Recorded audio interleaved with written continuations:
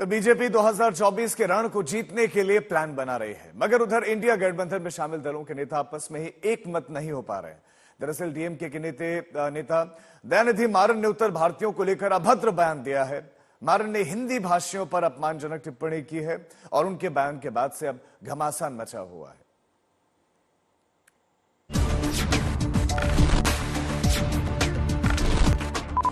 Building கட்டுறது யாருங்க? நீ பாரு எல்லா வேலையும் வந்து யூபில हिंदी மட்டும் படிக்கிறவன் தான் बिहार। कोई भी नेता अगर बिहारियों के बारे में कुछ बोले हैं बिहार यूपी के लोगों के, तो बहुत निंदा करने वाली बात है। सार्वजनिक माफी मांगना चाहिए लालू जी। यूं तो बात हो रही है 2024 की चुनावी लड़ाई में उत्तर से दक्षिण तक एक होने की, साथ मिलकर पीएम मोदी को चुनौती देने की, लेकिन इंडिया गठबंधन की चौथी बैठक को अभी चंद दिन बीते नहीं कि डीएमके नेता दयानिधि मारन ने ऐसा बयान दे दिया कि उनके बयान ने इंडिया गठबंधन के बड़े बड़े नेताओं को बैकफुट पर ला दिया। படிச்சிட்டு நல்ல ஆங்கிலம் தெரிந்த காரணம்லாம் நீங்க ஐடி கம்பெனியில் கை நிறைய சம்பளம் வாங்குறாங்க, இல்லாட்டி பாருங்க ஹிந்தின்னாங்களே உங்களுக்கு நல்லா தெரியும்। இன்னைக்கு பில்டிங் கட்டுறது யாருங்க? இன்னைக்கு பாரு எல்லா வேலையும் வந்து யூபில हिंदी மட்டும் படிக்கிறவன் தான் बिहारல हिंदी மட்டும் படிக்கிறவன் இங்க வந்து தமிழை கத்துக்கிட்டு இன்னைக்கு நம்ம வீடு கட்டி தரான், சாலையை பெருக்கறான், கக்கூஸ் கழுவறான், இதாங்க हिंदी படிச்சாங்க। जिस तरह से भरे मंच से दयानिधि मारन ने यूपी बिहार के लोगों पर अपमानजनक टिप्पणी की, इसकी सियासी गूंज यूपी बिहार तक सुनाई दी। विवाद के बीच खुद तेजस्वी यादव ने सामने आकर बयान की निंदा की। बिहारी एक अस्मिता है, बिहार ने इस देश का गोल्डन एरा दिया है, मगध हमारा, और मगध ने पूरे देश पर राज करके एक स्वर्णिम काल इस भारत को दिया है। इसको गाली देने वाले की मानसिक स्थिति खराब है।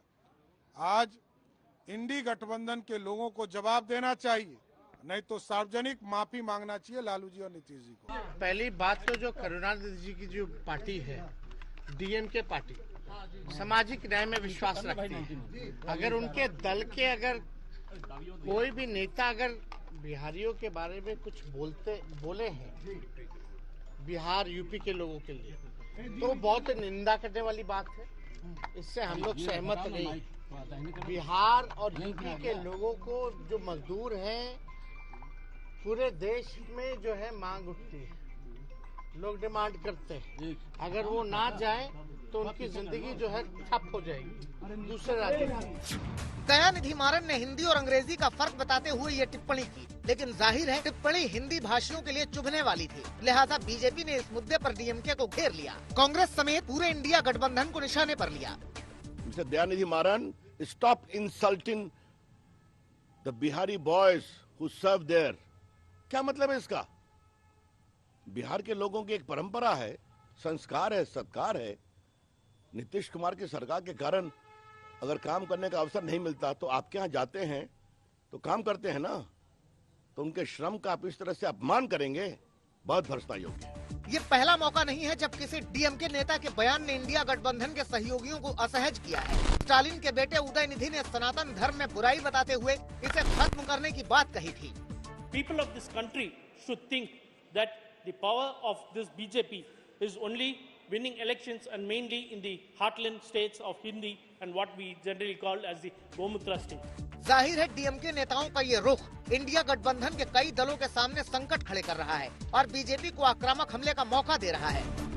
बिहार के लोग कहीं जाते हैं, चाहे तमिलनाडु जाएं, कर्नाटक जाएं, वो स्वाभिमान के साथ अपना काम करते हैं, मजदूरी करते हैं, और स्वाभिमान के साथ मजदूरी करना कोई गुनाह नहीं है, और उस राज्य के विकास में वो अपना योगदान देते हैं।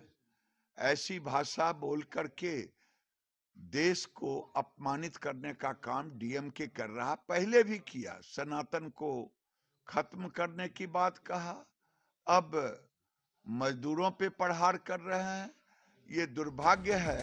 डीएमके नेता दयानिधि मारन की इलाकाई और भाषाई टिप्पणी पर सियासत भड़की हुई है। कांग्रेस और सहयोगी पार्टियां इस बयान की निंदा कर रही हैं। उत्तर प्रदेश से और बिहार से हिंदी भाषी पूरे देश में काम करने के लिए जाते हैं, और कोई भी काम छोटा नहीं होता, काम तो सारे बड़े होते हैं और काम सबको करना चाहिए। अब उन्होंने किस परिप्रेक्ष्य में कहा, पूरे परिप्रेक्ष्य को जानने की आवश्यकता है। भारतीय डिबेट है कहाँ? नॉर्थ साउथ डिवाइड, कहीं कोई डिवाइड नहीं है। India that is Bharat, article 1, उसी को सब फॉलो कर रहे हैं।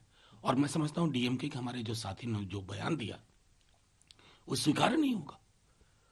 बिहार, यूपी क्या हो, आंध्र प्रदेश, मणिपुर के लोग हर जगह जा सकते हैं, काम करेंगे। उत्तर दक्षिण विवाद को हाल में नए सिरे से हवा मिली है। तेलंगाना के सीएम बनने से पहले रेवंत रेड्डी भी एक आपत्तिजनक टिप्पणी कर चुके हैं, जिसमें उन्होंने कहा था कि बिहार के डीएनए से तेलंगाना का डीएनए बेहतर है। जाहिर है कि एक बयान पर सियासत थमी नहीं, नया बयान मुद्दे को गरमा दे रहा है। और ऐसे अपमानजनक बयान इंडिया गठबंधन के चुनावी संभावनाओं के सामने भी संकट पैदा कर रहा है और बीजेपी को हमले का नया हथियार दे रहा है। आज तक ब्यूरो।